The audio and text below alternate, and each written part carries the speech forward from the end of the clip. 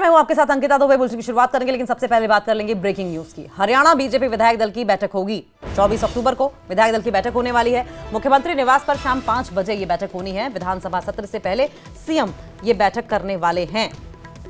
तो देखिए, हरियाणा बीजेपी विधायक दल की बैठक होने जा रही है।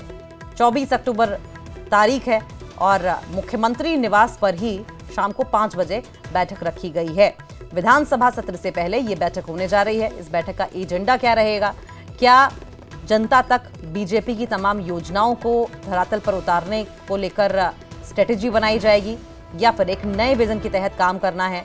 मंत्रियों को, जो चुने गए विधायक हैं, उन्हें क्या इंस्ट्रक्शंस दिए जाएंगे, इस पर लगातार नजर होगी। और इस मीटिंग के बाद क्या आउटपुट निकलकर बाहर आता है, इस मीटिंग का एजेंडा क्या है, इस पर भी जानकारी लेने की कोशिश करते रहेंगे। लेकिन फिलहाल चंडीगढ़ से बड़ी खबर ये आ रही है कि बीजेपी विधायक दल की बैठक होने वाली है। और देखिए, ये बैठक इसलिए भी इंपॉर्टेंट मानी जा रही है क्योंकि हमने कल देखा था कि नायब सिंह सैनी जेपी नड्डा से मुलाकात करने शपथ ग्रहण के तुरंत बाद ही पहुंचे थे।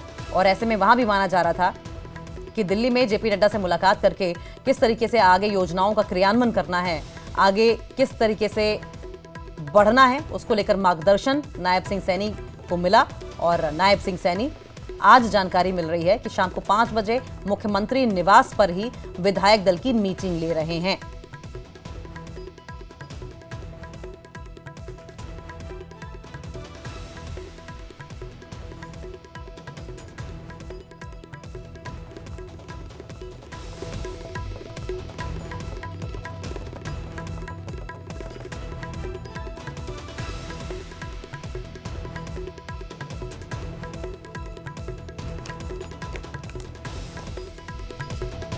तो विधानसभा सत्र से पहले मुख्यमंत्री नायब सिंह सैनी मीटिंग लेने वाले हैं और इसमें विधायक दल की ये जो बैठक है, कहा जा रहा है कि आगे किस तरीके से रणनीति पर बनानी है, आगे बढ़ना है, इसको लेकर चर्चा की जाएगी। इंस्ट्रक्शन संभवतः दिए जाएंगे नायब सिंह सैनी की ओर से, जो इंस्ट्रक्शंस उन्हें आला कमान से मिले हैं। और ये इसलिए हम कह रहे हैं क्योंकि कल जेपी नड्डा से ही कल ही मुलाकात हुई थी और इस मुलाकात में बीजेपी के जो अध्यक्ष हैं मोहनलाल बड़ौली, वो भी मौजूद थे। तो इंस्ट्रक्शंस वहां से मिले और क्या ये इंस्ट्रक्शंस को पास ऑन किया जाना है विधायकों तक, और जो नए मंत्री बने हैं उन तक क्या योजनाओं का क्रियान्वयन ही है, या फिर स्ट्रेटजी कोई और है जो पुरानी स्ट्रेटजी के तहत काम करते आए हैं? इस पर अंकित हमारे साथ सहयोगी जुड़ गए हैं। अंकित, इस मीटिंग का एजेंडा क्या रहने वाला है?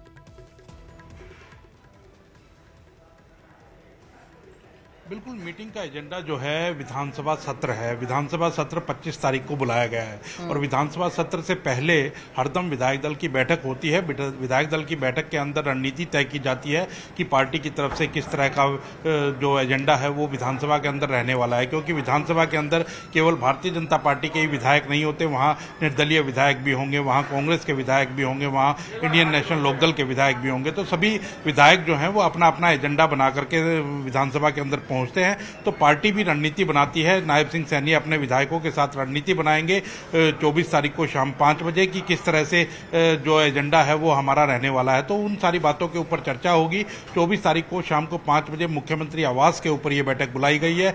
सभी विधायक मौजूद रहेंगे। नायब सैनी जो है विधायक दल के नेता हैं, वो उस बैठक को संबोधित करते हुए नजर आएंगे, वो दिशा निर्देश देते हुए नजर आएंगे।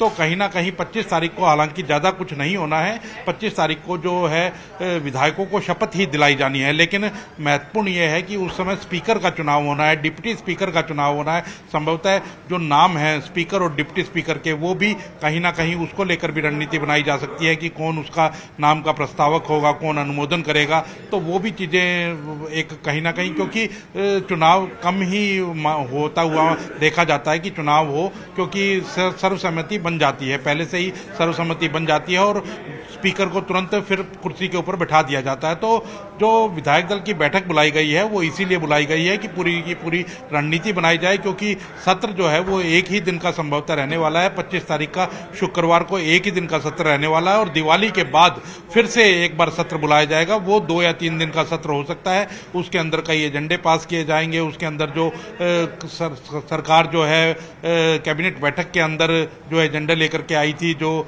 कानून लेकर के आई थी, तो वहाँ कानूनों को मूर्त रूप दिया जा सकता है। तो वो जो है सत्र वो दिवाली के बाद बुलाया जाएगा। लेकिन जो एक दिन का सत्र बुलाया जा सकता है, 25 तारीख को जो बुलाया वो गया है, वो एक ही दिन का माना जा रहा है कि सत्र होगा, जिसमें विधायकों को शपथ दिलाते हुए नजर आएंगे। जी अंकित, प्रोसीजर क्या रहता है जब स्पीकर चुना जाता है, डिप्टी स्पीकर चुना जाता है और जब विधायकों को शपथ दिलाई जाती है, तो किस तरीके से दिन की शुरुआत होती है और एंड तक क्या कुछ प्रोसीजर रहता है, प्लीज समझाएं।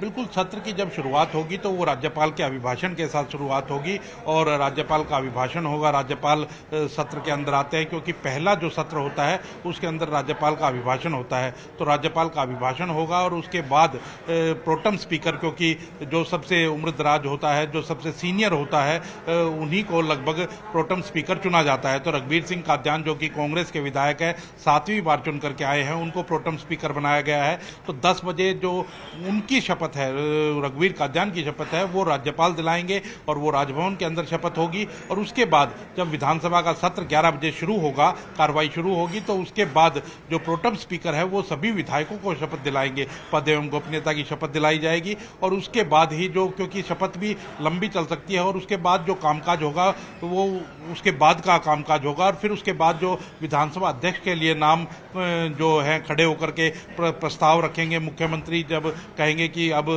जो स्पीकर का चुनाव किया जाना है, तो एक जो सत्ता पक्ष का कोई भी विधायक होता है वो नाम प्रस्तावित करता है और फिर उसके बाद 2 या 3 विधायक उसका अनुमोदन करते हैं और फिर कहीं ना कहीं सर्वसम्मति से स्पीकर जो है वो चुन लिया जाता है। स्पीकर को फिर उनकी कुर्सी के ऊपर बिठाया जाता है, तो उस समय खुद मुख्यमंत्री वहां मौजूद रहते हैं, जो नेता प्रतिपक्ष होंगे वो वहां मौजूद रहेंगे, उसके साथ ही जो अन्य दलों के जो प्रमुख नेता होंगे, विधायक दल के नेता होंगे, वो वहां मौजूद रहने वाले हैं। तो वहां से फिर कार्रवाई शुरू होती है और उसके तुरंत बाद ही डिप्टी स्पीकर का नाम अनाउंस किया जाता है और डिप्टी स्पीकर के नाम पर भी सर्वसम्मति से सहमति बन जाती है और डिप्टी स्पीकर अनाउंस कर दिया जाता है। तो कहीं ना कहीं उसके अंदर कोई ज्यादा जद्दोजहद नहीं होती है और स्पीकर और डिप्टी स्पीकर चुन लिया जाता है और उसके बाद पहले दिन की जो सदन की कार्रवाई है वो कहीं ना कहीं स्थगित कर दी जाती है, या फिर कोई और बिजनेस होता है तो वो अध्यक्ष जब बन जाते हैं तो फिर विधानसभा अध्यक्ष की राय से वो आगे का बिजनेस चलाया जाता है। जी ठीक है अंकित, बहुत बहुत शुक्रिया आपका। आप नजर बनाए रखिए, आगे भी इस पर आपसे अपडेट लेते रहेंगे।